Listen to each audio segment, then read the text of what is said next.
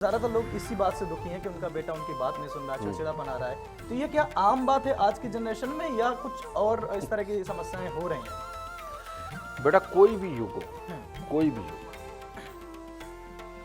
अब कौन सा युग ऐसा है जिसमें गुरु नहीं रहे?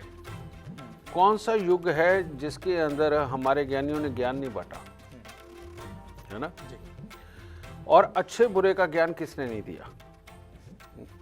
अब हर कोई बहुत ज़्यादा क्वालिफाइड नहीं हो सकता।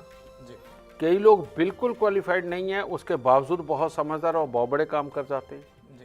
बेटा ये जितना जीवन चक्र है ये सारे का सारा अपने ग्रहों पे डिपेंड है।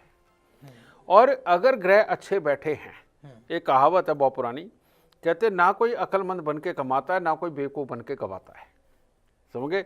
जिस तरह का जन्म कुंडली में लिखा हो उस तरह का होता चला जाता है। तो ऐसी अवस्था में किसी का भी स्वभाव, सेहत, घर की सुख शांति, रुपया पैसा, प्रॉपर्टी, कामकाज, कुछ भी अगर खराब हो रहा है तो वो जन्म कुंडली के अंदर आपको लिखा हुआ मिलेगा। और जब से जब तक का है उसके अंदर जो तारीख होती है, तारीख सहित मेंशन होता है कि कब से कब तक क्या हालात होने हैं। चाहे आप ऐप पे देख लो, चाहे आप जन्म कुंडली मंगवा के वो देख लो, ठीक है? तो ऐसी अवस्था में हम लोग सिर्फ और सिर्फ एक कठपुतलियां हैं।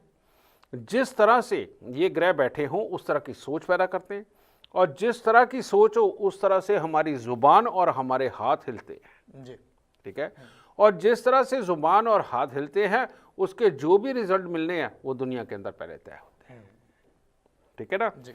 तो बेटा जन्म कुंडली ही सबसे बड़ी चीज है, समझ गए? इसके आगे पीछे और कुछ नहीं है।